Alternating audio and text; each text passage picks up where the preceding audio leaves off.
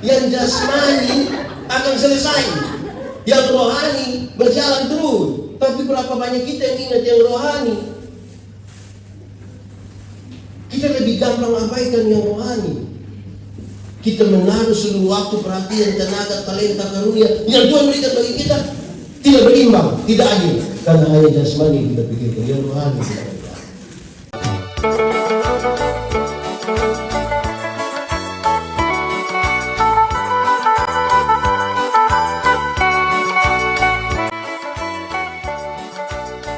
Kami mohon kepadamu, arahkanlah seluruh hidup kami kepada pemberitaan firman hari ini.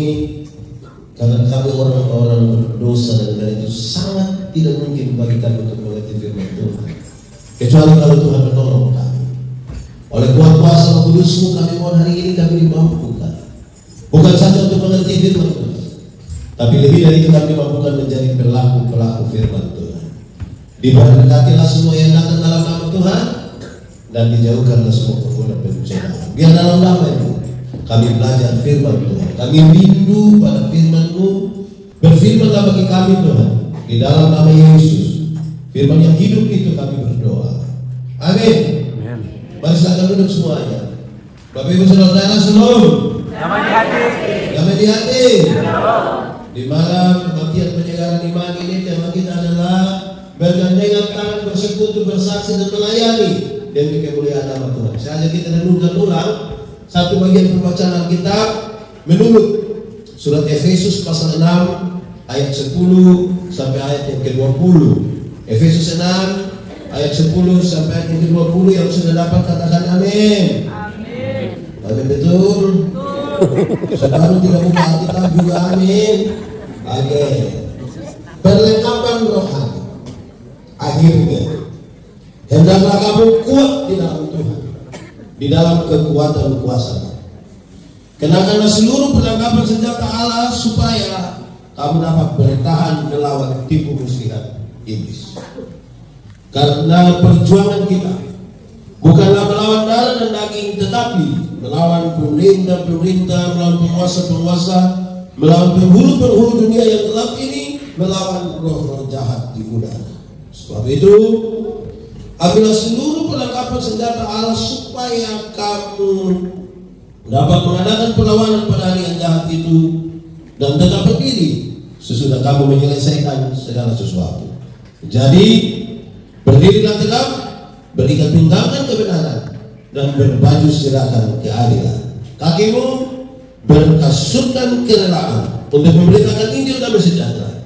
Dalam segala keadaan, pergunakanlah perisai iman. Sebab dengan perisai itu kamu akan dapat memadamkan semua panah api dari si jahat. Dan terimalah ketopong keselamatan dan pedang roh, yaitu firman Allah. Dalam segala doa dan permohonan, berdoalah setiap waktu dalam roh, dan berjaga-jagalah di dalam doamu itu dengan permohonan yang tak putus-putusnya untuk segala orang kudus, juga untuk aku, supaya kepadaku, jika aku membuka mulutku, dikaruniakan perkataan yang benar, agar dengan keberanian aku memberitakan rahasia Injil yang kulayani sebagai utusan yang dipenjarakan. Berdoalah supaya dengan keberanian aku menyatakannya sebagaimana seharusnya aku berbicara. Demikian firman Tuhan. Berbahagia setiap orang yang mendengar firman, memelihara dan melakukan dalam hidup setiap hari. Shalom. Damai di hati. Damai di hati. Paulus meninggalkan jemaat di Efesus. Padahal Paulus tahu bahwa jemaat itu jemaat yang kecil saja, tidak punya kekuatan sosial yang sangat kuat, tidak punya kekuatan politik yang bisa mempengaruhi. Mereka sangat kecil. Paulus meninggalkan jemaat padahal Paulus sungguh tahu bahwa dunia adalah medan pertempuran. Dunia adalah medan pertempuran. Karena dia medan pertempuran, maka semua orang akan berhadapan dengan pertempuran itu, baik orang kaya, baik orang miskin, baik orang beriman maupun orang yang tidak beriman. Nah, saudara-saudara, Paulus mendefinisikan musuh ada dua. Ada berapa? Satu musuh yang kelihatan, dan yang kedua musuh yang tidak kelihatan. Kalau musuh kelihatan mungkin agak gampang, mungkin agak. Kalau musuhnya kelihatan, Kalau dia datang dari sana, kita pegang batu tinggal. Kalau pegang pistol tinggal. Kalau tidak pegang apa-apa tinggal. Itu kalau musuhnya Lalu bagaimana kalau musuhnya tidak kelihatan? Saya mau tanya, corona termasuk kelihatan atau tidak kelihatan? Kalau pok-pok termasuk kelihatan atau tidak kelihatan?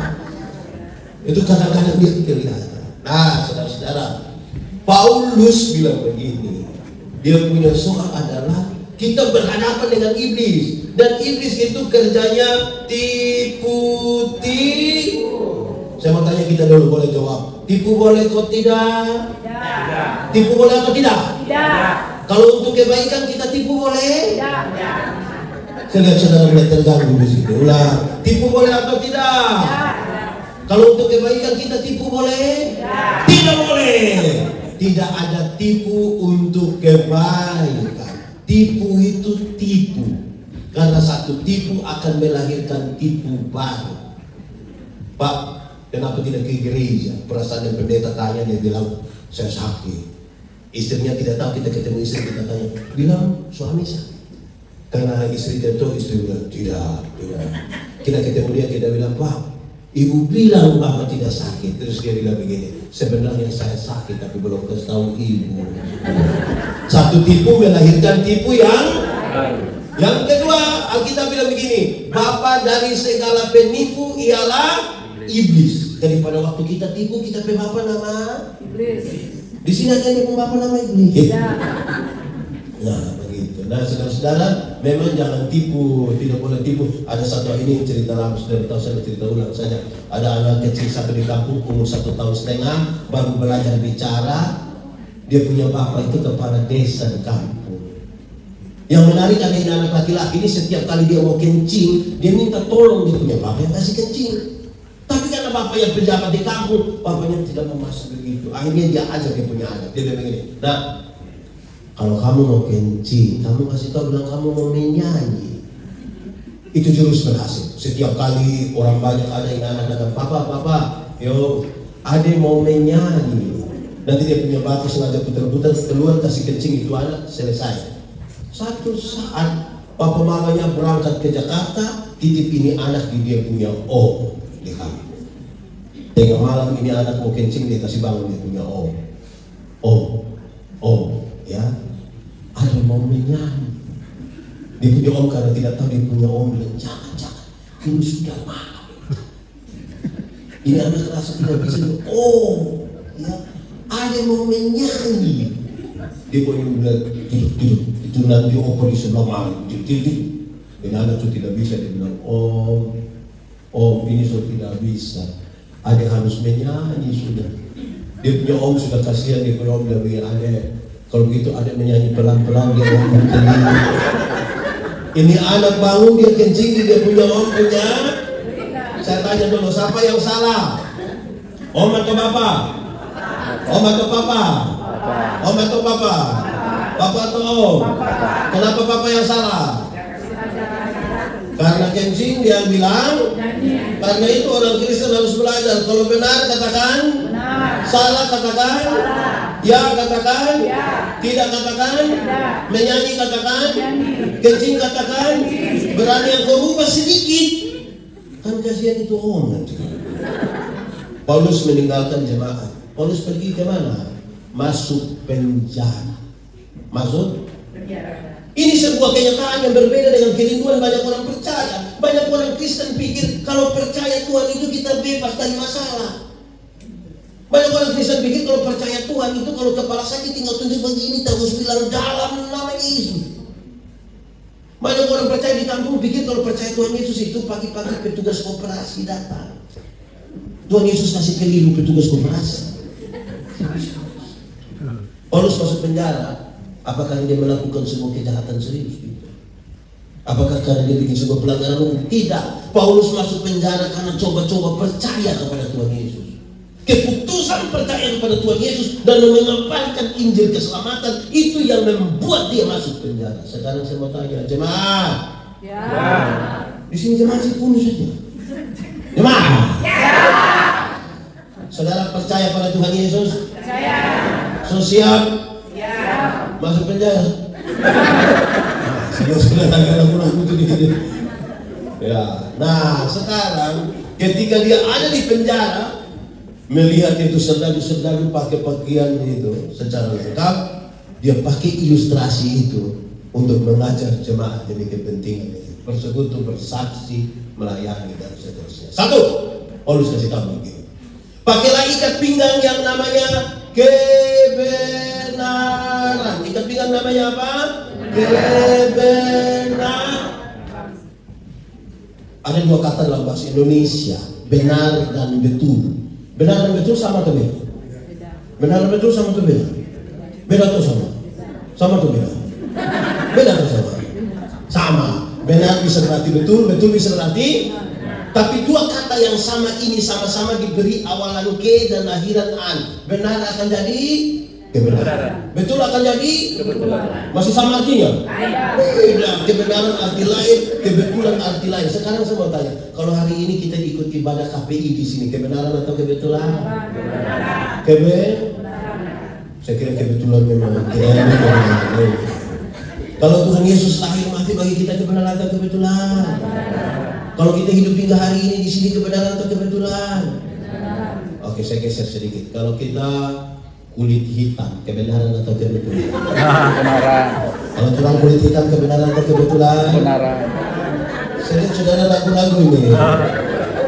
Saudara tahu bahwa hari-hari ini, kalau saudara ikut seluruh iklan kecantikan kulit di televisi, seluruh iklan kecantikan kulit di televisi mengarahkan saya dan saudara untuk ambil kesimpulan seolah-olah kalau orang kulit putih itu lebih baik dari orang yang kulit hitam.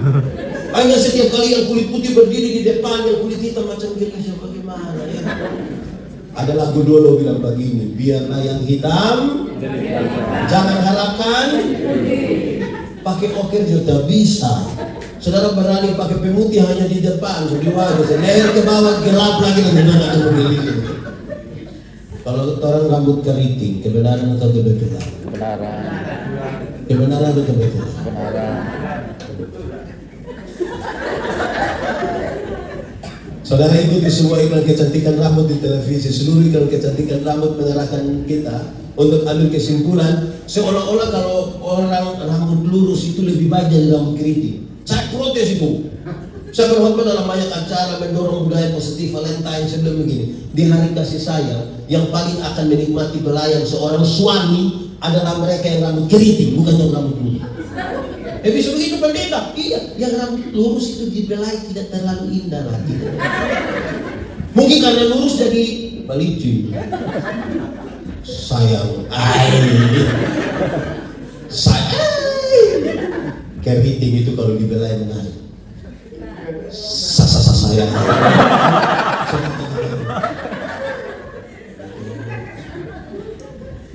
Kalau kita pe istri itu cerewet sekali, kebenaran atau kebenaran? Kebenaran. Kebenaran. Oke, sekarang kita mulai. Sekarang pakailah ikat pinggang yang namanya Kebenaran. ikat pinggang itu saudara tahu kan? Saudara pakai ikat pinggang. Ikat pinggang fungsinya untuk apa? Untuk kasih kuat ini celana. Kenapa? Tentara-tentara Romawi dulu kalau mereka pakai ikat pinggang, di ikat pinggang itulah tempat mereka menyerungkan pedang mereka. Supaya apa? Supaya mereka bisa bergerak dengan bebas. Bayangkan kalau musuh datang dari sana, dia mau tarik celana atau bergerak? Kalah nanti dia bergerak dengan bebas. Maka dia kasih nasihat kepada jemaat kecil itu supaya kamu dapat untuk bergerak dengan bebas dalam hari-hari hidupmu, dalam pelayanan dan pekerjaan. Engkau harus pakai ikat pinggang yang namanya apa? Banyak orang merasa dia tinggal dalam kebenaran. Apakah memang begitu? Belum tentu. Kenapa?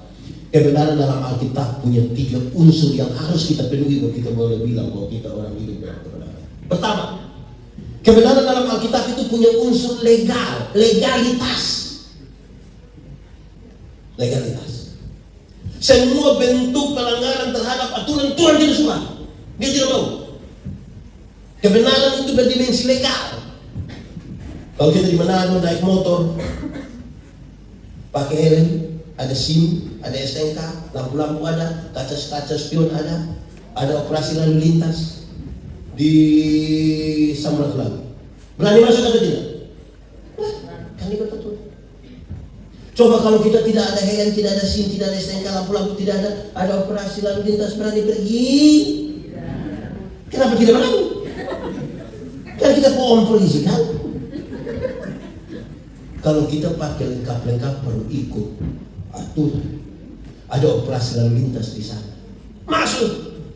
Sampai di situ polisi tidak tahan. Kita putar kembali. Polisi tanya, kenapa kau putar kembali?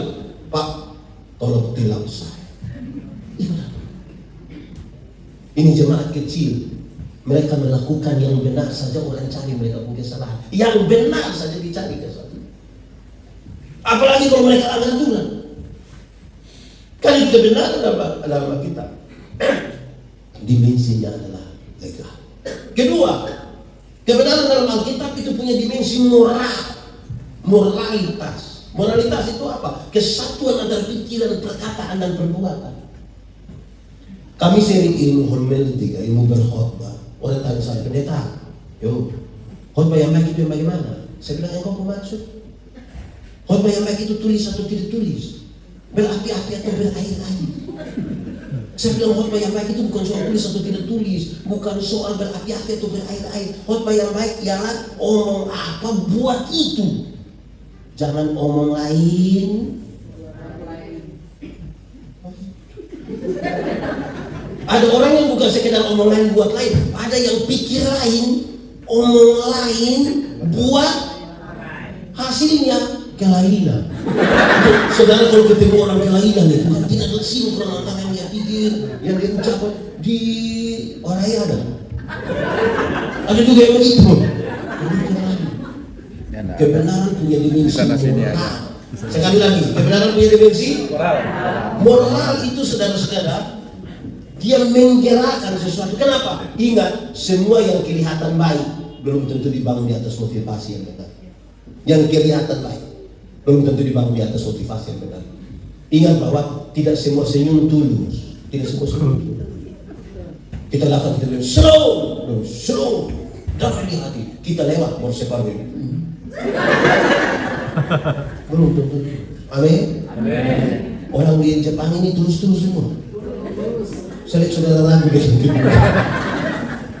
Ya, ada teori bilang begini, laki-laki melihat perempuan, tapi perempuan melihat perempuan. Kita dalam persekutuan bersama gereja untuk membangun persekutuan dan bersaksi bersama, tapi dalam persekutuan kita kadang-kadang tidak. Kami suami-suami, kami laki-laki, kami bapak-bapak ini kalau duduk sama-sama, tiba-tiba ada perempuan cantik satu masuk begini, serempak kami punya kepala akan begini. Kalau istri ada di sebelah lihat begitu akan jadi masalah. Perempuan cantik itu masuk, kami punya kepala tetap saja, hanya mata yang pindah begitu. Laki-laki melihat perempuan, tapi perempuan melihat perempuan. Ibu-ibu, nona-nona duduk sama-sama, ada laki-laki ganteng masuk, dia biasa-biasa saja, tidak histeris. Kalau ada yang bereaksi, reaksinya kecil saja, tidak terlalu histeris. Jangan coba-coba yang masuk itu ibu-ibu. Rok agak pendek, sepatu agak tinggi, tas agak besar. Itu saudara lihat ibu-ibu ke siku dan bibir itu, untuk kasih tahu kawan di sebelah dia pakai siku begini. Nanti di sebelah dia pakai bibir begini. Kadang-kadang 3, 1, 2. Betul. Di sini ada.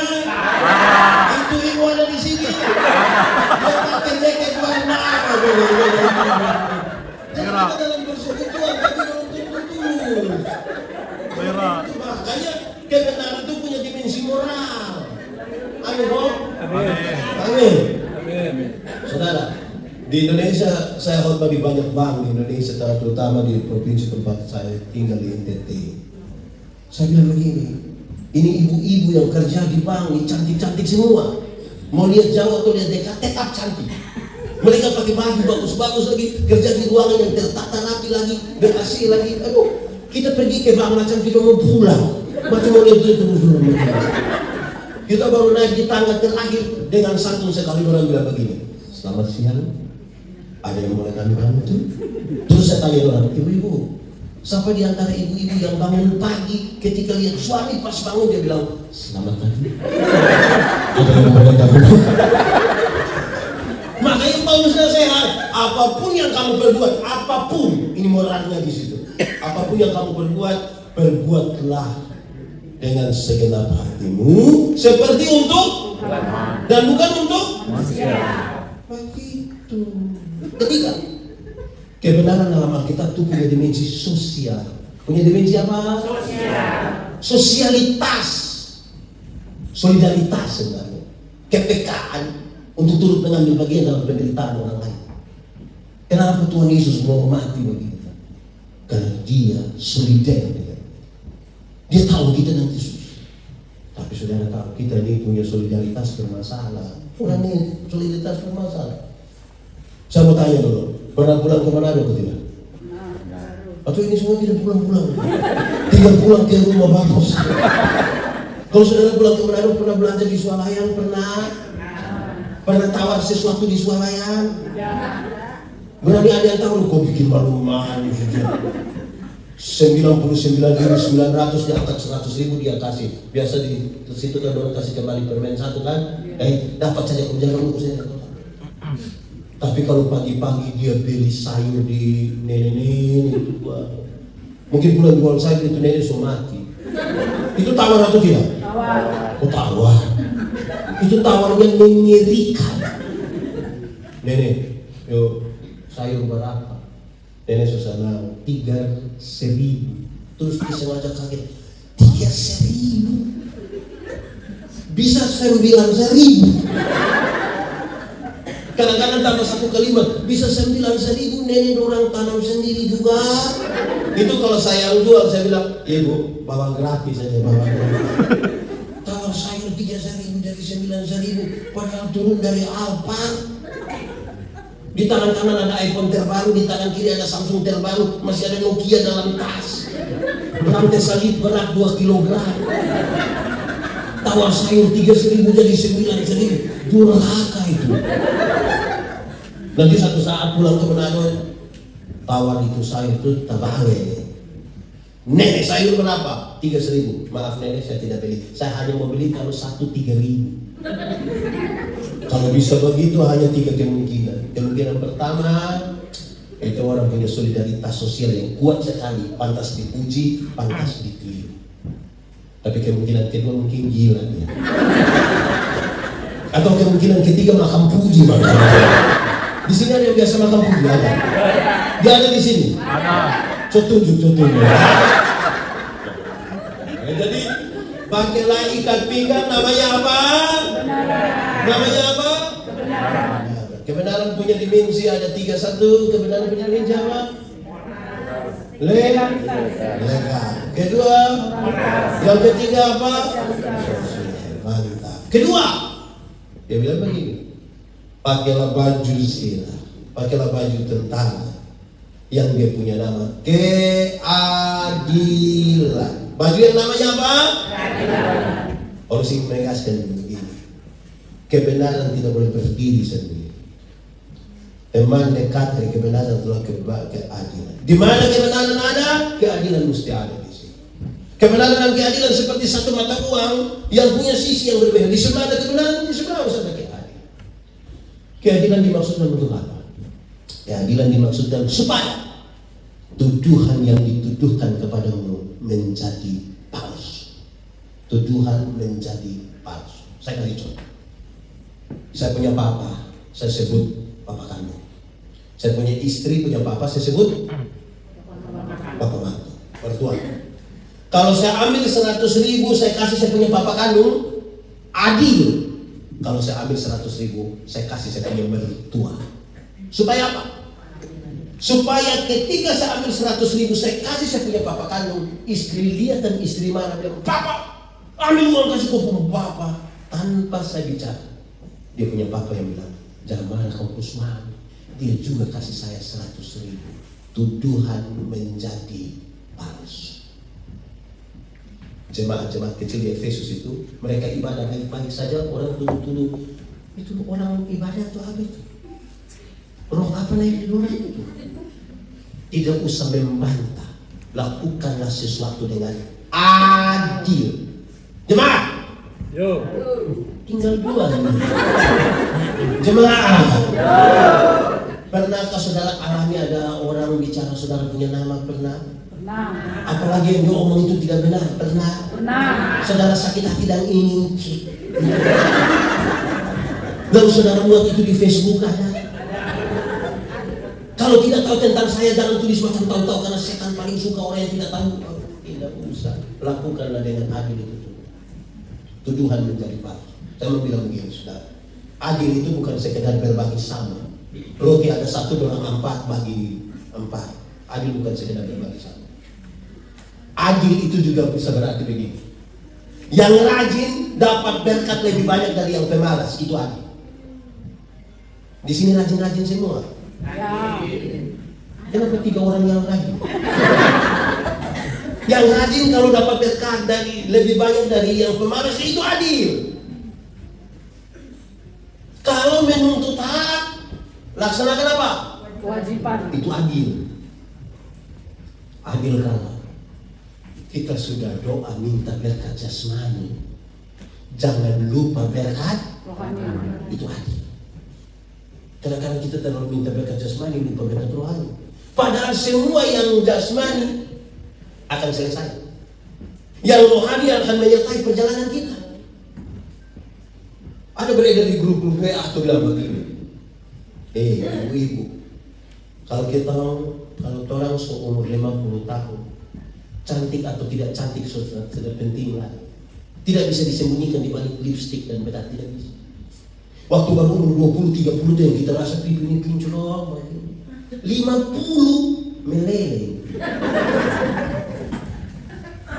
Kita ketemu itu waktu SMA dulu, umur 17 tahun. Dia tato Guns N' Roses punya lambang yang ada orang begini melukis. Kulit bagus, tinta bagus, kontrasnya mantap sekali. Kita lihat kita itu umur 17. Waktu dia umur 43 tahun dia sakit, kita lihat dia, kita juga sedih. Karena itu tato bukan seperti orang melakukan, seperti orang menyembah. Yang jasmani akan selesai. Iya, betul. Ibu-ibu, ibu-ibu, kalau ada yang datang tanya dia begini, ibu, umur berapa? Terus ibu bilang 50. Dia sengaja kaget bilang 50? Macam baru 35. Jangan percaya. Masa umur 50 sama yang 35? Lalu yang 15 gimana? Ibu kalau jalan dengan ibu, ada perempuan terus ada yang tanya bilang, yang ini siapa saya? Yang ini siapa? Ini siapa? Ini saya punya anak perempuan yang pertama. Dia sengaja kaget. Anak perempuan? Macam kakak jangan percaya. Jangan percaya. Masa mama dengan anak macam kakak adik? Mama dengan anak kalau macam kakak adik itu hanya 2 kemungkinan. Kemungkinan pertama, DP anak itu muka terlalu tua. Makanya dia bermama berbeda tipis-tipis saja. Atau kemungkinan kedua, barangkali dia pun mama menikah terlalu muda. Makanya umur 6 tahun sudah nikah. Sudah muda, nggak bisa. Umur 60 tahun, kalau seumur 60 tahun, ada jabatan atau tidak ada jabatan sama saja.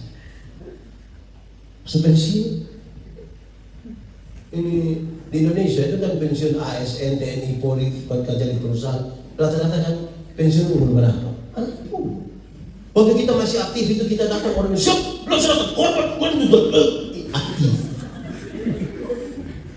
Subpensiun baru kita lihat anak yang baru honor 3 bulan dia kita dan jawab dia bilang, Pak Tua, aman kah? Itu kita juga sakit hati itu. Umur 70 tahun, rumah besar atau rumah kecil sama saja. Apalagi rumah tingkat. So pakai tongkat menaik di lantai.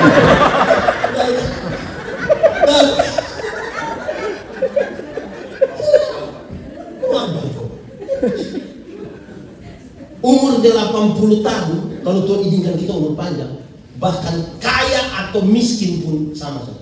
Tambah tidak. Nggak mungkin lagi amerage malidi makan sendiri. Daging babi ko makan. Jadi 2 kilo.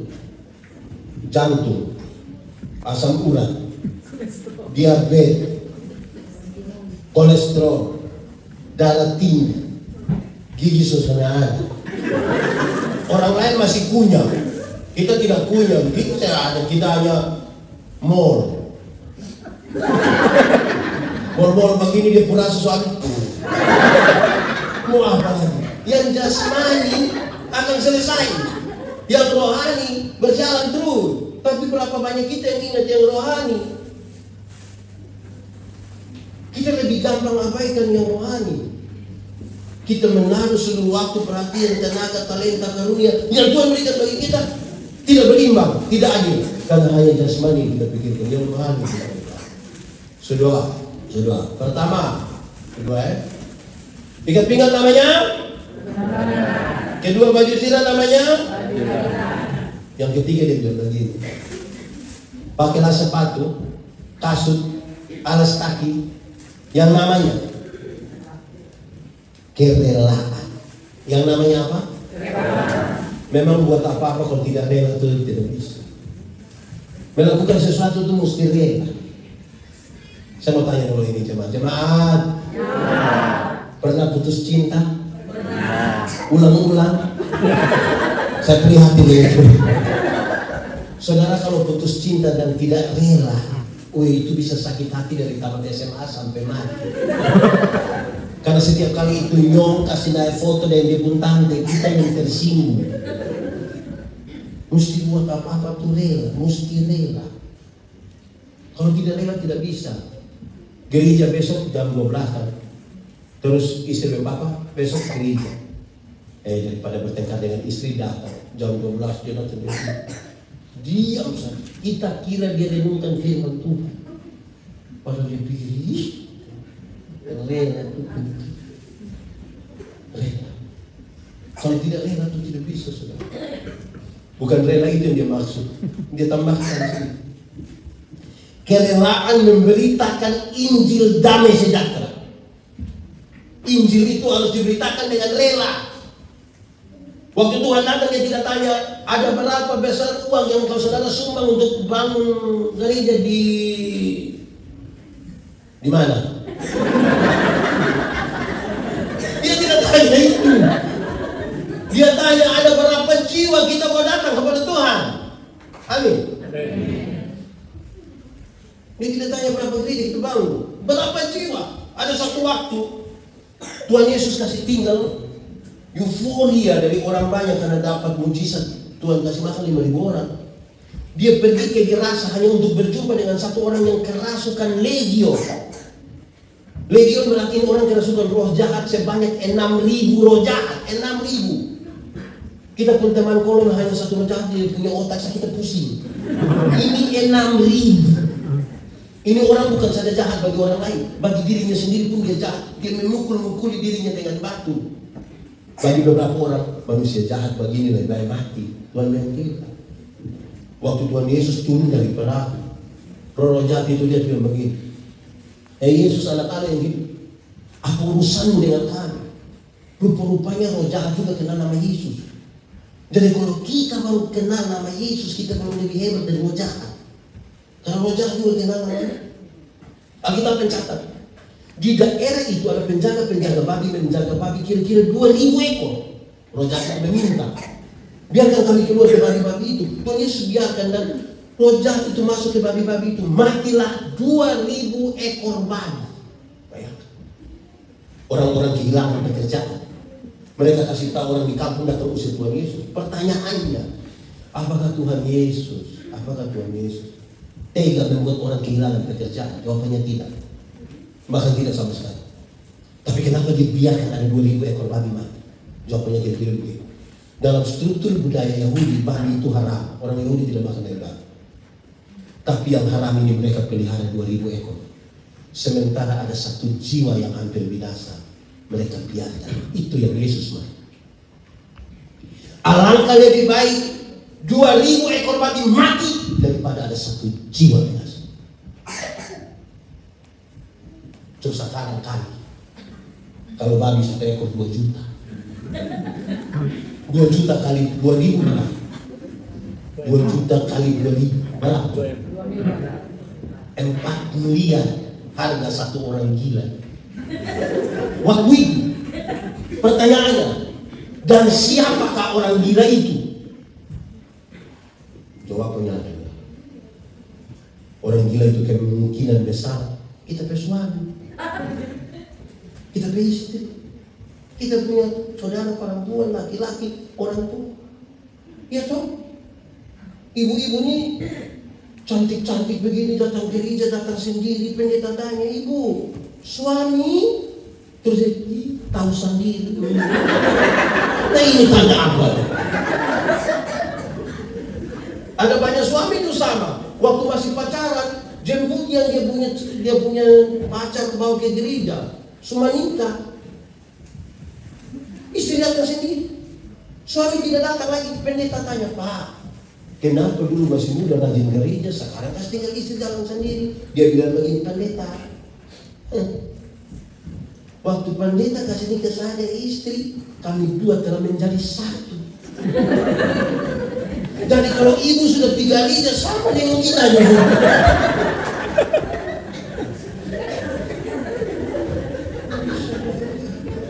Saya mau tanya dulu, ini kasat mata saya lihat yang ikut KPI sekarang ini lebih banyak ibu-ibu, betul?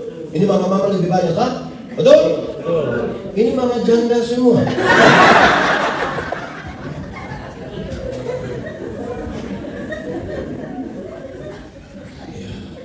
Kerelaan memberitakan ini. Injil itu harus diberitakan dengan rela. Rela. Coba sama-sama 1, 2, 3. Rela. Lebih kuat 1, 2, 3. Rela. Saya punya saya menginjil banyak. Ada 2 pengalaman menginjil yang menarik.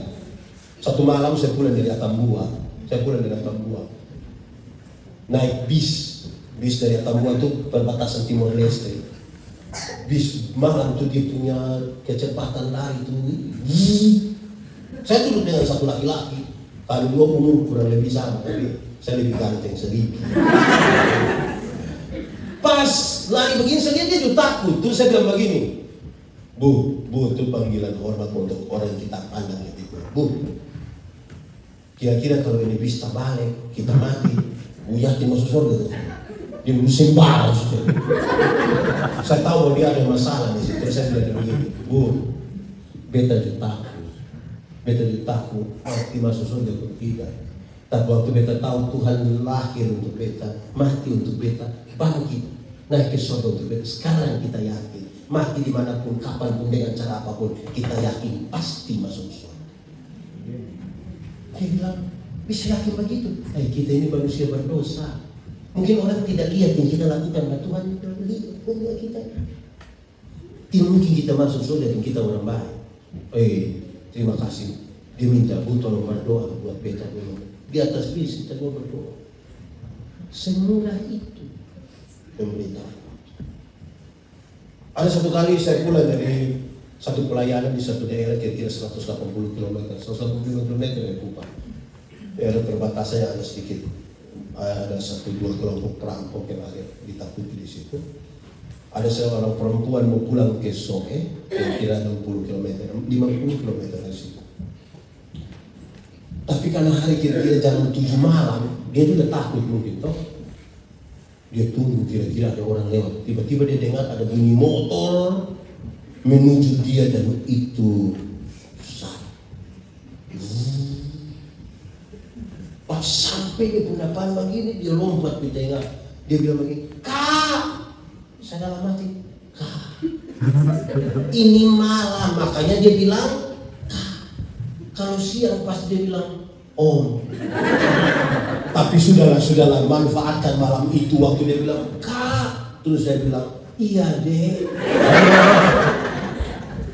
Pekabaran Injil harus dibangun di atas komunikasi sebagai seorang sahabat. Bukan kasih salah orang. Makanya dia bilang, Kak, kita bilang, iya. Kakak mau Soe? Iya. Boleh kita sama-sama? Saya bilang, kenapa tidak? Sama-sama. Tapi masing-masing motor. Saya di kiri, dia agak tengah sedikit. Jalan 3 kilometer, ada orang bawa motor dari belakang lari kencang sekali. Dia kaget, dia marah. Itu orang sudah lewat begitu terus saya bilang, non, kira-kira itu laki-laki itu kalau celaka mati masuk surga atau tidak? Dia bilang, yang macam begitu itu sama masuk itu. Terus dia bilang begini, terus kita bilang begini, kalau nona yang mati yakin masuk surga? Dia bilang, aduh tahu. Klaim semua orang masuk neraka tapi dia sendiri tidak punya keyakinan. Saya tahu dia punya masalah. Terus saya bilang begini, nona, kakak dulu pada itu, kakak takut. Tapi waktu tahu Tuhan Yesus lahir, kita mati, bangkit naik ke surga. Sekarang kakak yakin mati, walaupun kapanpun dengan cara apapun, kita yakin pasti masuk surga. Kenapa bisa yakin begitu? Kita orang berdosa. Untuk Tuhan disalibkan bagi kita. Dia bilang kakak boleh berdoa buat kita. Pun kami dua berdoa di atas motor sambil jalan. Tapi kami dua tidak tutup mata. Berani kami dua tutup mata. Saya yakin kami dua sudah.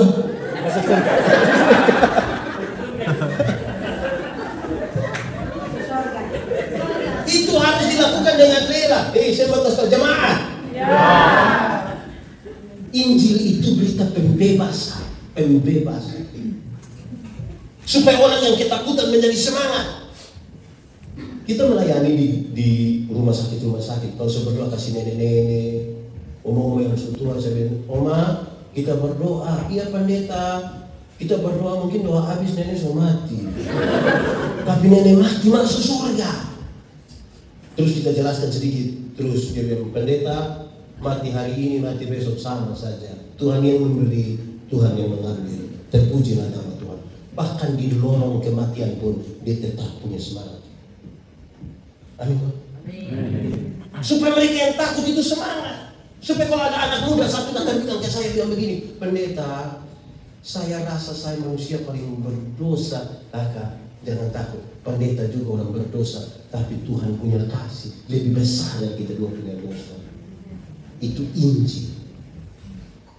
Masih banyak orang kasih tahu orang. Ada laki-laki muda datang kasih tahu pendeta, kita rasa kita manusia paling berdosa. Iya, saya lihat tuh muka berdosa ini.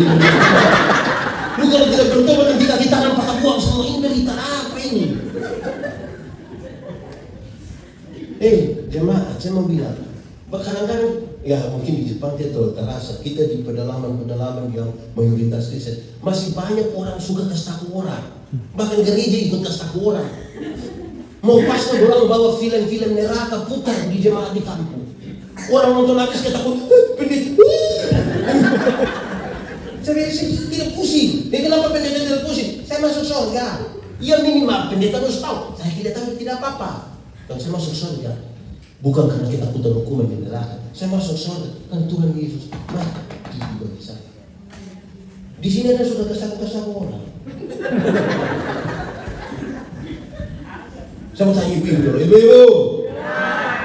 Kalau kasih makan anak kecil umur 2 tahun, gampang gak susah gitu? Susah kan? Kita kejar-kejar dia, apalagi kalau kita di kampung kejar-kejar, sudah setengah jam terus ibu begini. Ini anak tidak bisa mengerti orang tua sedikit. Anak umur 2 tahun sudah mengerti dia mama yang hebat. Anak kalau tidak mau makan lari-lari, omong dia baik-baik. Adek, makan saya. Ayo sayang makan, ayo. Biar siang, ayo. Ini anak tidak mau makan, dia bilang, makan nanti itu om makan. Terus itu om juga datang. Om yang begitu ada di sini, itu om ada di sini. Yang mana itu om itu? Di Jepang saya tidak tahu, tapi kalau kita di Indonesia mangkali di Sulawesi Selatan sama Manado, Tomohon, Tondano, mana sana. Malam-malam kalau anak kecil yang umur 2 tahun belum bisa tidur, kasih tahu dia baik-baik dia tidur. Adek, bobo saya, ayo bobo bangun pagi dia bisa. Ayo saya, bobo sudah. Adek bobo nanti papa mama bobo duluan. Kasih tahu dia, ini kita di kampung bukan kasih tahu begitu. Anak belum mau tidur, papa mama sepakat kasih mati lampu. So kasih mati lampu, suami keluar dari pintu belakang ke jendela kamar. terus dia garu jendela. Istri sengaja kali. Terus istri bilang begini, om, ada sobobo. Itu keluarga tipu-tipu. Tuh dia pakai yang di Jepang juga ada begitu. Yang begitu, kasih tahu Injil tuh untuk berikan kekuatan.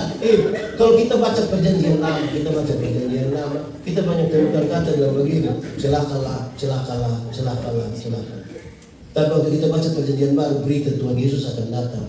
Dia dilahirkan, dia melayani, dia mati, dia bangkit, dia naik ke surga, Roh Kudus dicurahkan. Kita tidak dapat dengan kata celaka. Ada satu kalimat pendek yang disebutkan, jangan takut. Saya mau tanya, saudara ada masalah? Saudara punya masalah? Tidak usah omong. Saya lihat yang ini muka masalah. Masalah ialah kesenjangan antara harapan dan harapan menikah umur 28, kenyataan 34.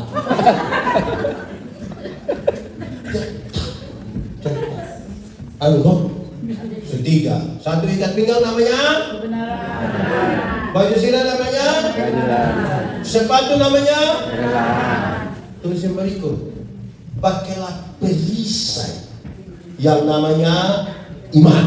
Perisai namanya perisai dulu itu ada dua. Satu perisai kecil untuk taruh di tangan, perkelahian satu lawan satu pakai pedang. Perisai yang kedua tuh besar macam tudung saji tuh. Karena orang dulu kalau perang pakai panah, bukan saja anak panahnya tajam, tapi setiap kali mau panah itu mereka celup di teh panas, bahkan menyala baru 100-200 tuh panas satu kali. Mau pakai yang kecil kok, mati itu langsung. Mesti pakai yang besar supaya. Pakailah perisai. Namanya apa? Kenapa? Ada banyak hal kita tidak duga. Kalau tidak pakai iman tidak bisa. Ini hari kita ada sama-sama, ini jam kita sama-sama. Besok pagi buka WA begini. Setahu kau belum? Kenapa? Dia supidi. Kita tidak duga. Istri dan suami malam-malam pada cerita baik-baik. Bangun pagi istri masih bilang, Papa, selamat pagi mana semua apa kabar? Besok Mama berubah, entah karena efek vaksin atau apa. Pagi-pagi Mama sudah begini, Mama kenapa tidak sama dengan kemarin? Tanya-tanya dulu. Kalau tidak ada iman, iman itu membedakan orang. Kalau ada kecelakaan, kendaraan, tinggal 2 orang selamat, 1 orang beriman, 1 orang tidak beriman. Yang beriman akan bilang begini, untung Tuhan kita selamat. Untung yang tidak beriman akan bilang, untung tadi kita lompat cepat-cepat. Bisa peristiwa ya. Yang beriman mengatakan untung, yang tidak beriman mengatakan untung. Pakailah perisai, namanya iman. Iman dan cinta itu punya definisi hampir sedikit sama tapi tidak bisa. Cinta bisa membuat orang melangkah melewati batas, tapi iman membuatnya tidak mungkin itu terjadi. Kenapa lihat saya? Cinta bisa membuat orang melangkah melewati batas, tapi iman membuat tidak mungkin. Nah, sekarang hafal, ikut yang saya bilang. Iman ialah dasar dari segala sesuatu yang kita harapkan dan bukti dari segala sesuatu yang tidak kita lihat. Mari kita lihat yang punya cara. Kata kuncinya pertama dasar. Dasar itu fondasi. Teori tentang fondasi mengatakan begini: fondasi kuat, bangunan kuat. Fondasi miring, bangunan. Dia dasar dari apa? Fondasi dari apa? Dari yang kita harapkan. Harapan itu apa? Cita-cita, idealisme masa depan. Taruh di atas fondasi. Dan sekarang, contohnya begini. Saudara mau jadi gubernur Sulawesi Utara tahun 2080? Tidak bisa. Saudara mau jadi manusia terkaya di Jepang? Tidak ada soal. Yang ibu-ibu mau jadi perempuan tercantik siapa? Nah, pokoknya itulah. Silakan. Yang menjadi soal adalah saudara bangun itu di atas dasar apa? Karena orang yang tidak beriman pun kepingin jadi gubernur, kepingin jadi terkaya, kepingin jadi tercantik yang membedakan kita dari. Kedua, bukti. Bukti dari apa? Yang tidak kita lihat. Bagaimana saya menjelaskan ini? Bukti yang tidak kita lihat begini. Arsitek, apalagi yang saudara di Jepang. Kemarin Om Ren, Om Putu, Pak Pendeta, bos saya riset tangan itu arsitek. Waktu dia ingin membangun sebuah rumah, menggambar sebuah rumah, dia tahu dulu di sini berapa lantai, kamar berapa, tangga di mana, jendela di mana, pintu di mana, dia tahu di sini. Kelihatan atau tidak kelihatan? Dari yang tidak kelihatan dia gambarkan di kertas satu, mulai kelihatan. Dari kertas itu orang mulai membangun bangunan yang besar, yang mewah. Setelah bangunan itu jadi, kan orang kalau sudah lihat bangunan bagus kan dia pilih foto-foto di situ kan. Sekarang begini, foto-foto. Sekarang saya mau tanya, yang foto-foto di muka, dia tahu kekuatan dari itu bangunan? Tidak tahu. Yang paling tahu kekuatan bangunan itu hanya dua orang. Orang yang menggambar, yang kedua orang yang mengerjakan. Alkitab bilang, kamu adalah gambar dan rupa Allah. Yang dia kerjakan dan dia tahu di mana kekuatan-kekuatan. Dan dia kesal. Dalam segala perkara, pakailah perisai iman. Orang kalau beriman itu, iman itu respon. Dia bukan reaksi emosional. Iman itu respon, bukan reaksi emosional. Orang kalau ada orang punya suami meninggal, toh orang beriman datang, dia tanya apa yang saya imani tentang kematian. Waktu dia bertanya tentang apa yang saya imani tentang kematian, dia menemukan jawab. Ternyata mati bukan akhir dari segala sesuatu. Mati adalah tempat di mana kita diubah dari tubuh yang dapat binasa ke dalam tubuh yang tidak dapat binasa, supaya kita mengalami kekekalan bersama Kristus di surga. Berdasarkan respon dan keyakinan iman seperti itu, dia menyanyi sabar dalam susah. Saudara tidak tahu ini lagu? Lalu kenapa suruh saya solo? Sabar dalam susah sukamu, sabar Tuhan ada sertamu, sabar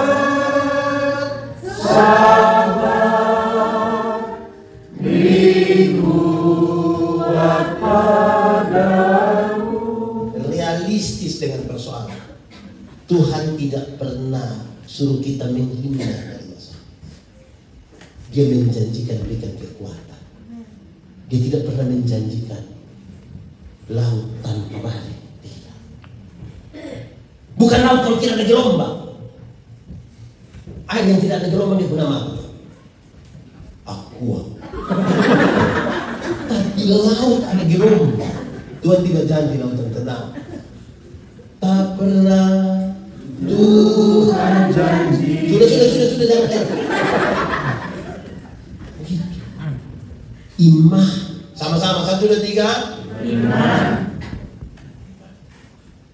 4. Ikat pinggang namanya? Baju namanya? Sepatu? Perisai? Dilanjut. Pakailah ketopong, helm, alas kepala, masker. Bukan masker berkuang, yang namanya keselamatan. Pakailah pelindung kepala yang namanya keselamatan. Dia nasihat itu jemaat. Kalau hari ini memang kamu punya masalah, memang orang bicara tentang kamu, memang setiap hal yang kamu kerjakan ada banyak sekali yang harus kamu gumuli. Tapi kalau kamu masih berdiri hingga hari ini, masih ada hingga hari ini, ingat, karena keselamatan yang Tuhan berikan.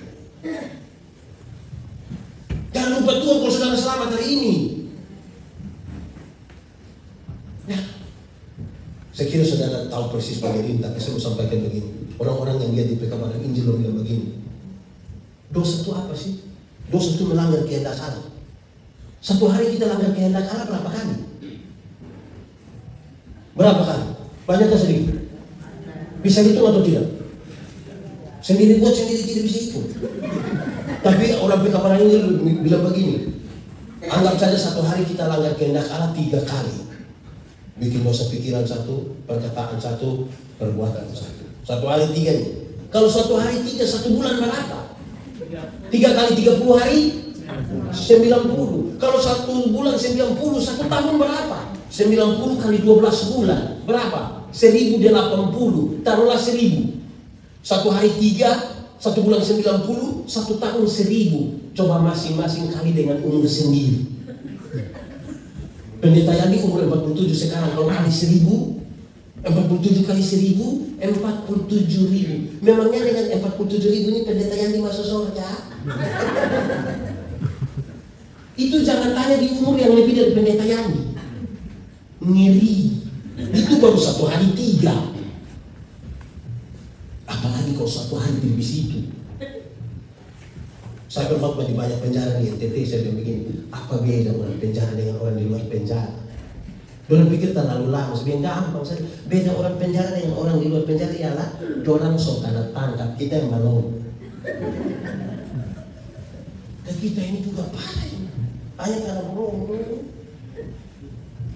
Jadi kalau kita masih berdiri hingga hari ini dan keselamatan itu ada, hanya karena apa? Keselamatan yang Tuhan berikan bagi kita. Nah, sekarang saya mau tanya dulu, jemaat. Ya. Kalau sebentar pulang dari sini, pendeta yang dikasih orang masing-masing 10.000 yen. Senang atau tidak? Senang. Cerita orang atau tidak? Cerita. Pasti cerita. Lu rugi tidak beribadah, itu pendeta yang kepala botak kasih kita uang. Sekarang saya mau tanya. Tuhan Yesus berkorban bagi kita, mati bagi kita. Lebih mahal dari 10.000 yen atau lebih murah dari 10.000? Lebih mahal. Pertanyaan terakhir, kalau dia lebih mahal, sudah cerita orang lain? Sudah cerita orang lain? Baru dapat pulsa 1.000, 5.000, sudah cerita semua dunia, bikin status, terima kasih kak, pulsa so masuk, besok lagi ya. Pulsa 5.000 cerita semua orang, Yesus mati bagi kita, mulut tak kancing sana barangnya berjalan di orang. Tapi cita-cita memenangkan Indonesia.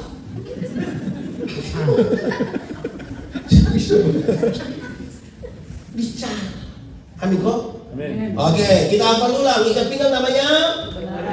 Baju silang? Sepatu? Perisai? Ketopong?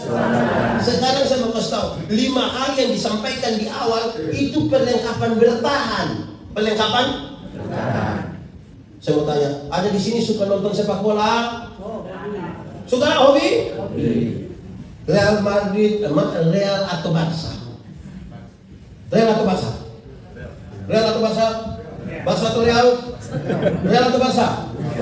Real. Saya mau kasih tahu saudara, Real boleh hebat-hebat begitu. Tapi kalau dia hanya bertahan, itu lawan kawan-kawan juga kalah nanti.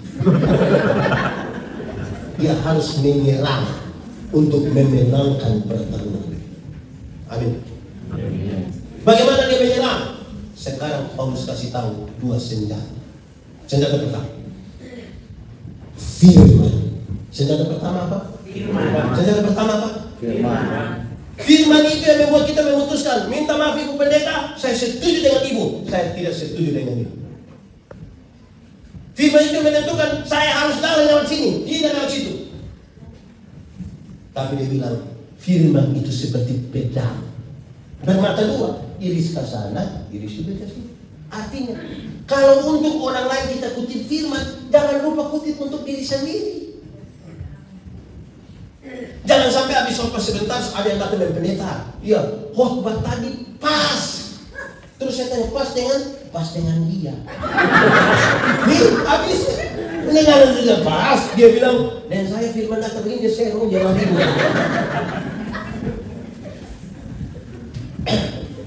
Orang tua di kampung aja kita begini. Kalau pohon nangka tidak berbuah, ambil pedang, cincang dia. Tahun depan dia berbuah. Persoalannya adalah kita mau disakiti. Kita mau disakiti. Firman itu cermin. Tahu cermin? Pernah lihat cermin? Mana itu cermin? Oh iya. Cermin itu waktu kita datang, kan hanya mau lihat muka kan? Lihat kita begini. Pas lihat begini, aduh alis mata. Mulai begini. Makin banyak bercermin, makin rapi kan? Atau siapa yang datang bercermin begini, pas dia lihat ada kotoran di sini dia, kasih tinggal biar ada. Orang bercermin kau lihat yang tidak baik kan dia lurus kan? Firman seperti cermin begitu. Tapi ingat, sama-sama kaca. Satu dia bernama cermin, satu dia bernama kaca spion.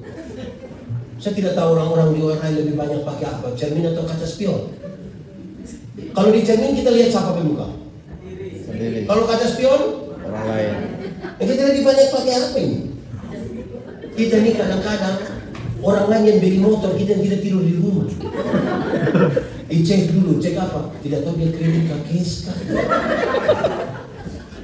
Orang lain yang beli kulkas, kita yang kedinginan di rumah. Lama-lama kita begugar kan? Kita tahu gitu. Firman. Tapi saya mau kasih tahu secara cepat. Ini pelajaran kecil yang saudara tahu tapi saya kenal. Belajar Alkitab. Saudara sudah baca Alkitab kok belum? Sudah. Ini saya curi. Kita ini pemalas baca Alkitab. Tapi kalau baca orang story semua kita tahu. Baca Alkitab itu saudara-saudara butuh cinta. Butuh Cinta. saya mau tanya. Ya. 2 minggu itu cepat atau lama? 2 minggu. Cepat atau lama? Cepat. Lama atau cepat? Cepat. Kalau pacaran hanya 2 minggu cepat atau lama? Kalau tahan lapar 2 minggu cepat atau lama? Berarti 2 minggu termasuk cepat atau lama? Tergantung ya. Alkitab tebal begini. Kalau kita baca satu hari 4 sampai 8 pasal, 4 sampai 8 pasal, cukup 4 bulan kita baca habis satu Alkitab. Berapa bulan? 4 bulan. Pertanyaannya 4 bulan cepat atau lama? Cepat. Kalau kita hidup umur hanya 4 bulan, cepat atau lama? Cepat. Cepat. Kalau perut sakit 4 bulan? Lama. Butuh cinta. Kalau hari-hari hidup ini diisi dengan cinta, perhatian, kasih sayang, terasa terlalu cepat. Tapi kalau diisi iri hati, cemburu, lama kan? Nah, ingat, saudara mesti baca. Kenapa? Yang subaca kasih habis saja belum tentu mengerti. Yang subaca kasih habis ini, apalagi kalau tidak baca. Nah, dengar. Alkitab ini ada 2 hal yang penting sekali secara cepat saya kasih tahu ini. Saya pakai waktu sedikit tidak apa-apa ya. Pertama, Alkitab itu berisi kronologi. Kronologi Alkitab. Alkitab kronologi itu penciptaan alam semesta, kejatuhan manusia dalam dosa, rencana penyelamatan Allah, kedatangan Yesus Kristus, janji untuk hidup yang kekal. Siapapun yang baca Alkitab dia harus paham dia baca di bagian kronologi yang mana. Karena kalau tidak kita baca Alkitab sepertinya ada ayat yang seperti bertentangan sedikit. Ada yang bilang celakalah kami yang bangun pagi-pagi dan minum minuman keras. Ada yang bilang tambahkan sedikit untuk membantu. Kalau tidak paham kronologi, yang tukang minum akan bilang kok ada bilang tambahkan. Yang tidak minum dia bilang celaka. Akhirnya kita berkhotbah menurut kita mau bukan Tuhan mau. Kronologi. Kedua, Alkitab berisi ajaran dan informasi. Berisi apa? Ajaran dan informasi. Ini Abraham pernah menipu ketika mau masuk itu tempat dia kasih dia istri. Kalau orang tanya jangan bilang kau saya punya istri, bilang saudara itu tipu. Betul? Informasi, bukan bilang lihat Abraham yang bagus segala orang percaya saja tipu, apalagi kita. Tuhan Yesus itu dibaptis di Sungai Yordan. Informasi. Sudah tidak usah dibaptis di Sungai Yordan, tidak apa-apa. Salomo punya istri ada 700, gundik 300. 700 sampai 300. Informasi. Bukan ada yang mau kawin dua, dia bilang kenapa Salomo bisa 700. Saya baru mau masuk dua kamu sudah protes. Oh, saya bayangkan istri 700, gundik 300, berapa itu? Kalau satu hari dia dengan satu istri, dia butuh kurang lebih 3 tahun baru putar kembali sampai itu. Itu dia sampai sudah milu. Tapi itu informasi bukan ajaran. Ajarannya bilang hendaklah, janganlah. Jangan bikin informasi jadi ajaran. Amin. Nah itu baca. Jangan tiap hari yang periksa story. Ada banyak orang ini susah tidur. Di sini ada yang susah tidur malam. Semacam insomnia gitu. Ada kok? Ada? Susah tidur? Baca Alkitab. Karena banyak yang susah tidur, tapi pas kita bilang mari kita baca Alkitab, langsung mau tidur.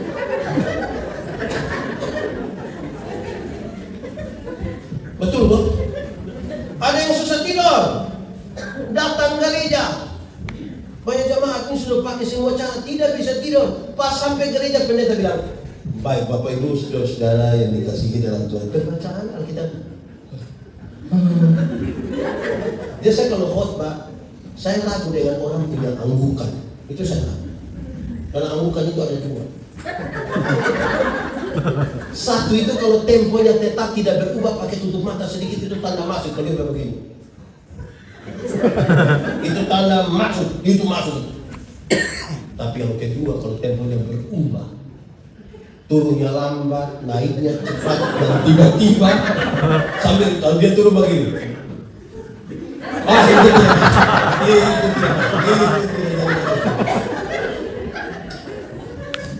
Saya tidak tahu kenapa orang ikut gereja itu dia tidak. Balik itu pertama. Senjata pertama apa? Kebenaran. Aduh. Senjata pertama apa? Kebenaran. Firman-Mu pelita bagi kakiku, terang bagi jalan. Sudah. Hafal ulang. Ikat pinggang namanya. Baju zirah. Sepatu. Kerelaan. Perisai. Iman. Ketopong. Keselamatan. Senjata pertama. Iman. Senjata kedua. Sonde.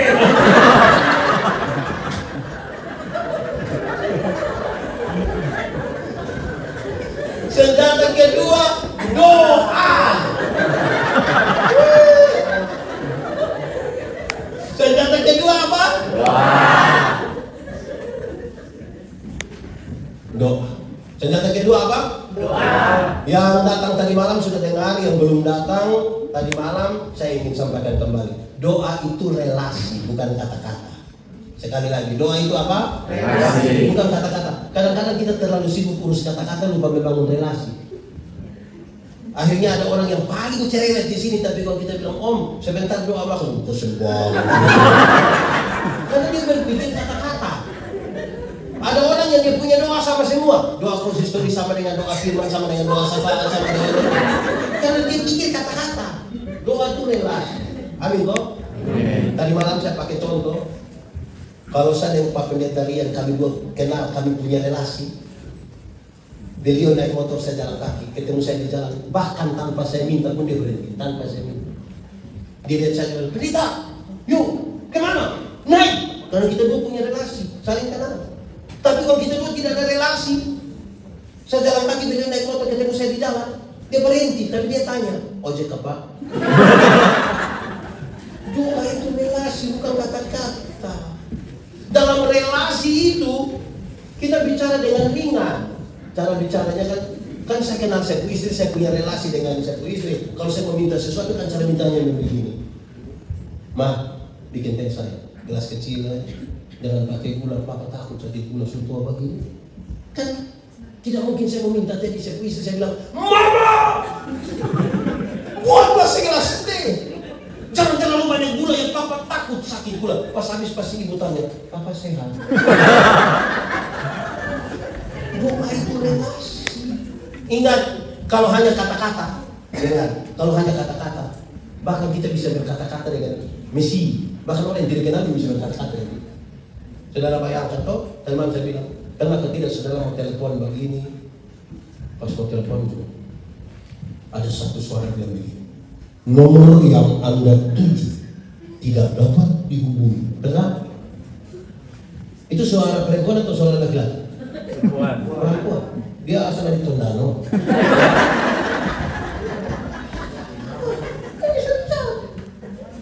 Saudara, kalau di Indonesia mau masuk mall begitu kan, pas kita sampai tadi itu nona sembunyi di mana?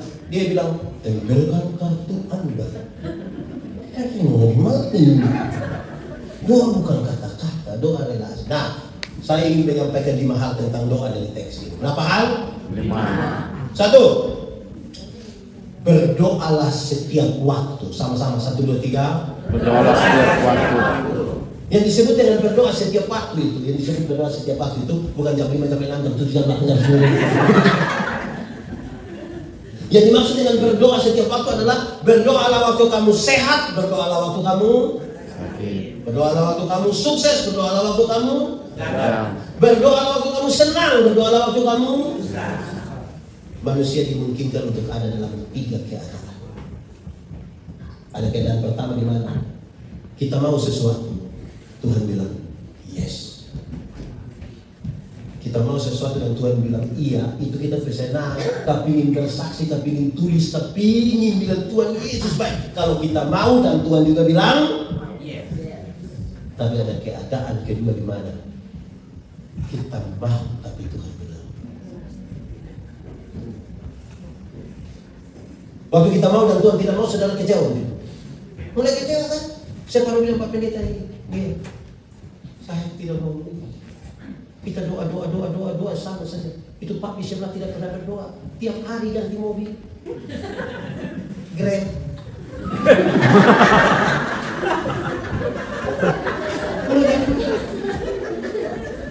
Ada keadaan ketiga, keadaan di mana Tuhan mau, tapi kita tidak mau. Pendeta, masa Tuhan mau kita tidak mau? Iya banyak kan. Misalnya kita ada jengkel 1 orang. Saudara ada jengkel 1 orang betul. Ada yang sudah tidak suka betul. Ada, dia ada di sini.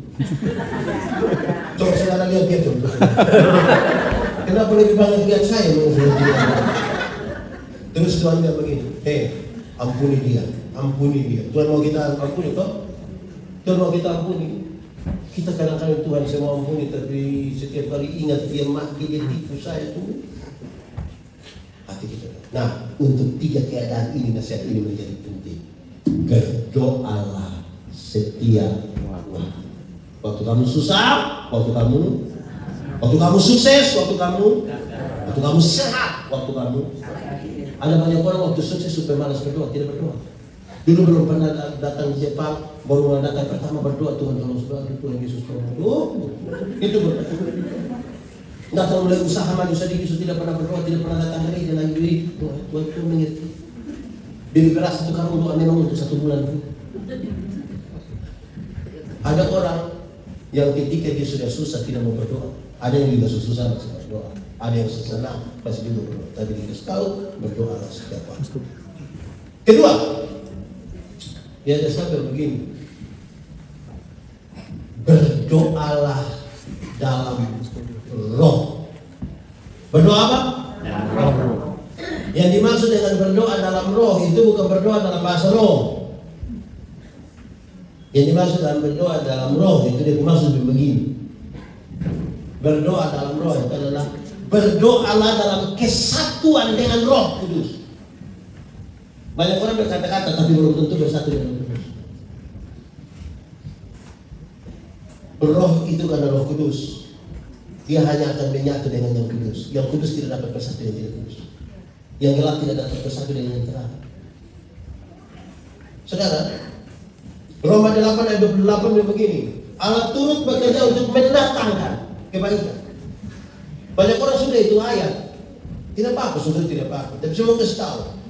Baca dulu ayat 26, 27 baru saudara ambil kesimpulan ayat 28. Ayat 26, 27 kasih tahu dia begini.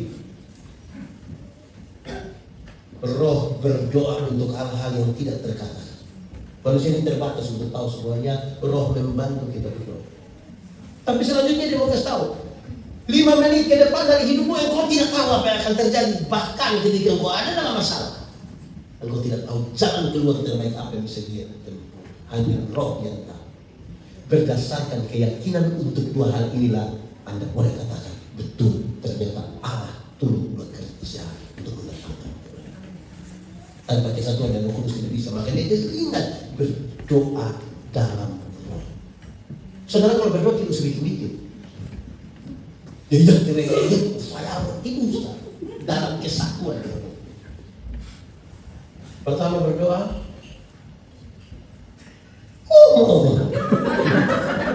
Yang pertama berdoa.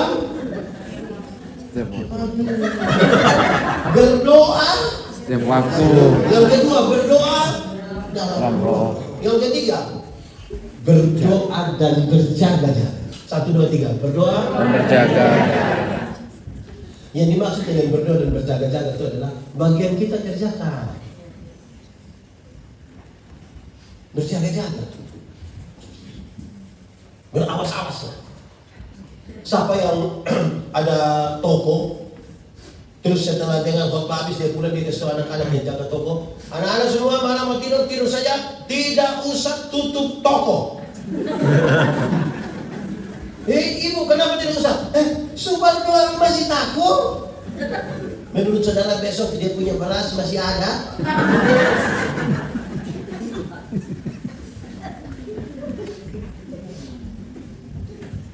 Bagian kita. Saya bilang pada saudara, iman pura-pura adalah iman yang tidak mengisi otaknya dengan ilmu, tidak bekerja dengan tangan talenta yang Tuhan kasih, tapi selalu berdoa minta diberkati. Itu iman pura-pura. Tidak isi otak, tidak bekerja, tidak menggunakan waktu yang Tuhan kasih, tapi menyanyi kiranya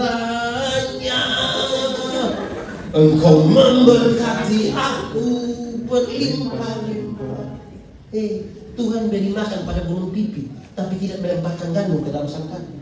Itu burung mesti keluar. Cari di ladang-ladang, risiko dia kena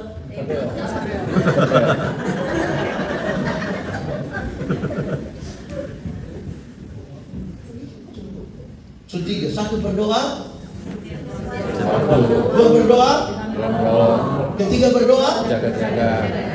keempat dikasih tahu berdoalah tanpa putus-putus. Berdoa yang dimaksud yang berdoa tanpa putus-putus itu instalasi jaringan. Ini listrik ini kan sudah instalasi kan. Kita butuh kasih lampu, tinggal ini. Butuh ini mau cas HP. Di rumah juga gitu toh. Atau siapa di antara kita yang tidak ada instalasi listrik di rumah? Setiap kali pulang kerja dia beli kabel. Pulang dia pasang, besok pagi dia bongkar lagi, apa yang begitu? Doa itu jaringan, dia kalau sudah terinstalasi kan tinggal relasi tadi. Saudara, pernyataan itu ada 2 yang paling bagus dan paling banyak kita dengar. Yang pertama dia begitu. Itu lagu bilang begini pertama. Doa adalah napas hidup orang percaya. Doa adalah napas hidup orang percaya. Kita bisa tahan napas atau tidak? Bisa. 1 detik bisa? Bisa. 1 menit bisa? Bisa. 1 hari. Saudara tahan napas 1 hari, langsung derita ke Manado. ALM. Doa adalah nafas. Saudara, ada yang pernah asma atau sesak nafas ada? Sesak nafas susah nggak mati. Kita tarik nafas ini, tidak tunggu. Pernyataan kedua dia bilang, Yesus hanya Jauh doa. Sejauh. Doa. Masa kita cinta seseorang kita tidak mau ngomong dengan dia? Di sini ada yang pernah mencintai orang lain. Masa tidak mau ngomong dengan dia ngomong? Maaf. Relasi yang dekat itu salah satunya komunikasi. Masa yang kita tidak pernah komunikasi? Suampah. Pertama berdoa. Dua berdoa. Ketiga berdoa. Jaga-jaga. Empat berdoa. Yang kelima, berdoalah untuk orang lain. Berdoa. Saya mau tanya kita, pernah berdoa untuk orang lain? Pernah. Doa serahkan. Berdoa sedikit untuk orang lain. Jangan hidup bagi dirimu sendiri. Berdoa juga seorang lain. Jemaat, coba jemaat periksa. Coba periksa 10 doa terakhir dari kita. Coba periksa 10 doa terakhir dari kita. Bagi yang biasa berdoa. Yang tidak berdoa dia mau periksa yang mana. Kita nih, orang Kristen nih kadang-kadang pun cara doa ini menarik. Menarik sekali dia berdoa. Di 1 menit pertama itu pujian penghormatan. Tuhan yang kau baik, dahsyat, luar biasa, kau ajaib. Itu 1 menit pertama. Masuk menit kedua itu daftar permintaan.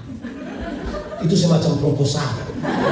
Itu dia meminta 5, 10, 20, 30, 40, 50, 60, 70, 80. Pas sampai 80 dia bilang, ampunilah segala dosa kami. Dalam nama Yesus kami berdoa. Amin.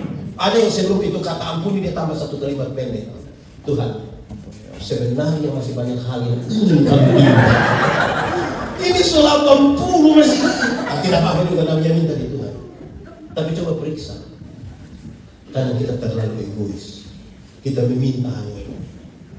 Paulus bilang, berdoalah untuk aku juga itu bencana. Supaya aku punya keberanian untuk menyampaikan berita Injil yang dipercayakan.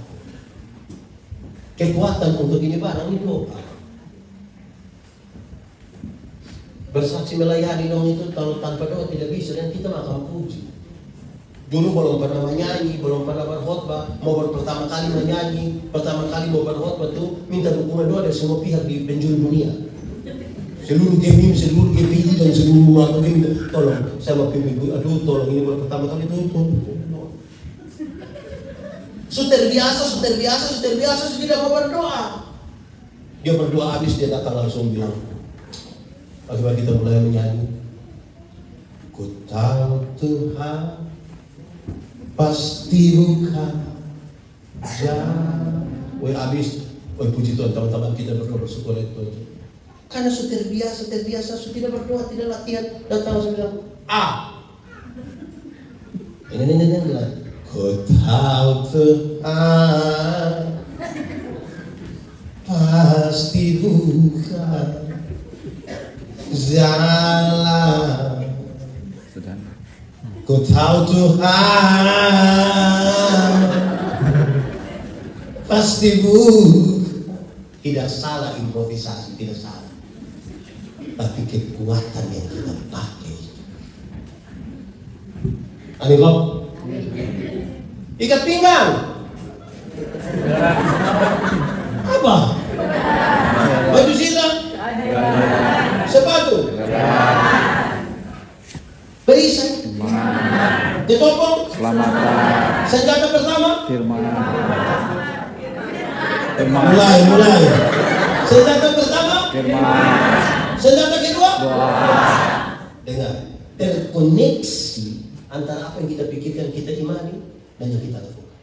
Bagaimana kita tidak maju? Bagi yang kita sempurnakan. Mati hidup itu Tuhan yang atur. Amin. Amin. Itu soal iman. Yang iman kasih tahu otak. Yuk. Tahu apa tidak? Tidak.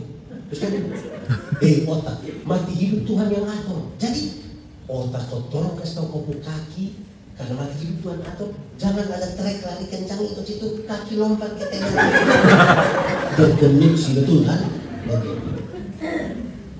Ada masa depan dalam tangan Tuhan. Amin.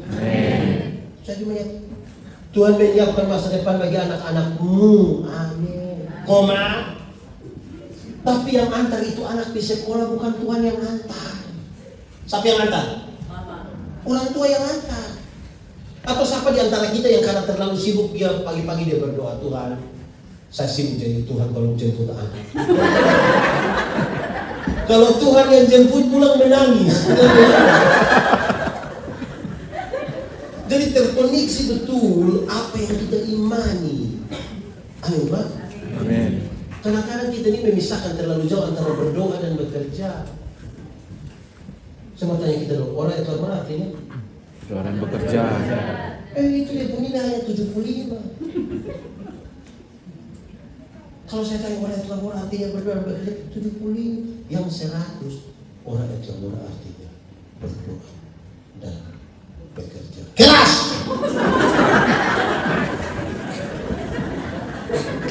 Berdoa dan Bekerja. jangan balik doanya yang keras-keras, kerjanya lemah-lemah, mau bagaimana? Supaya doa menjadi bagian yang kita kerjakan dan kerja menjadi bagian yang kita Makan. Kita punya tradisi doa makan yang tidak tahu siapa yang ada. Tapi siapa punya doa makan kira-kira ada 3 bagian yang disampaikan. 1, Tuhan terima kasih untuk berkat. Kedua, Tuhan berkatilah mereka yang telah menyiapkannya bagi kami. Nah, yang ketiga ini menarik. Tuhan berkatilah orang-orang yang susah makan. Itu kita berdoa bagi orang yang susah makan, salah kan? Ini kita lagi berhadapan dengan makanan satu meja yang besar. Kita berdoa, Tuhan tolong urus orang susah karena saya mau makan kasih habis yang ini.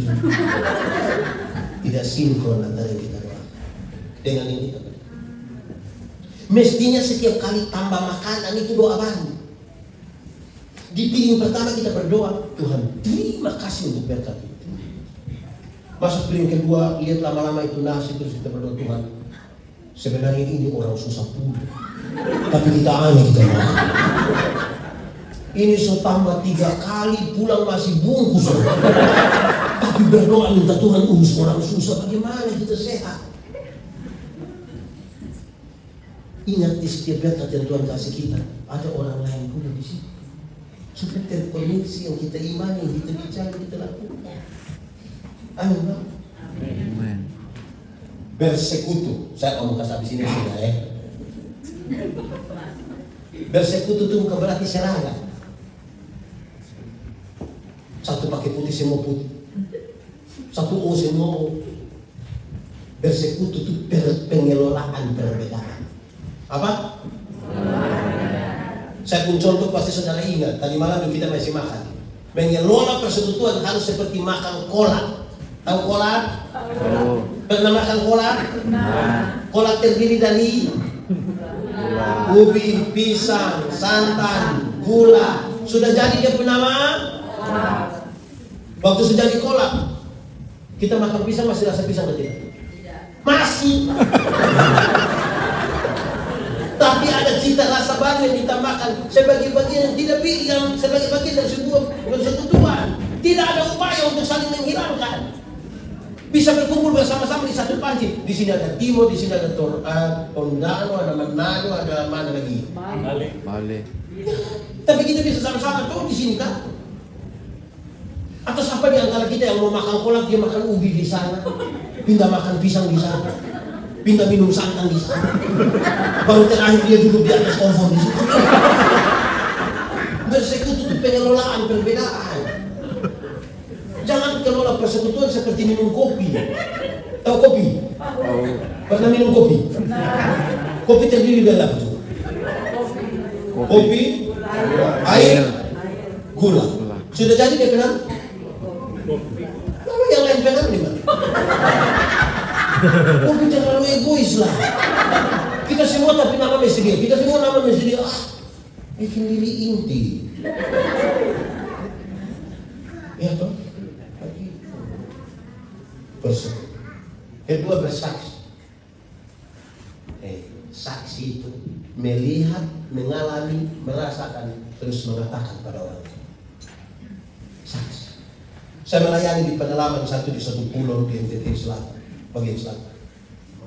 Mau bawa anak-anak kuliah di satu pulau yang tidak ada penghuni, satu dan nelayan dan pendeta.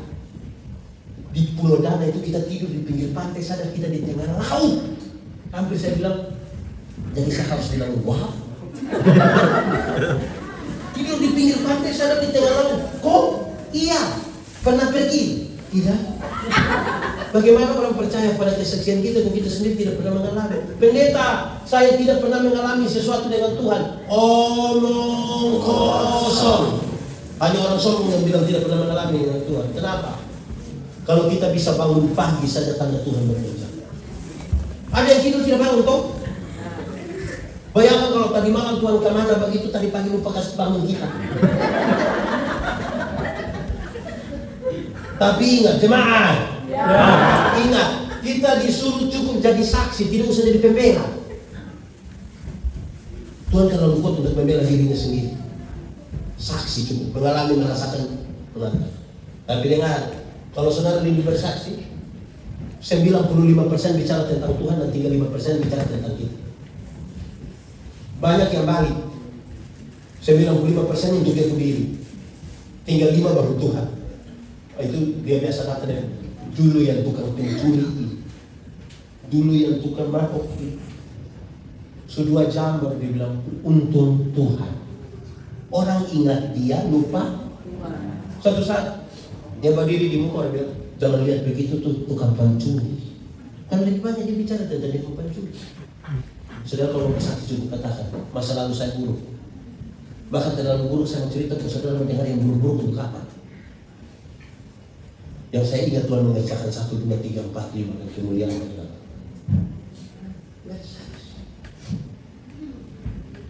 Apa?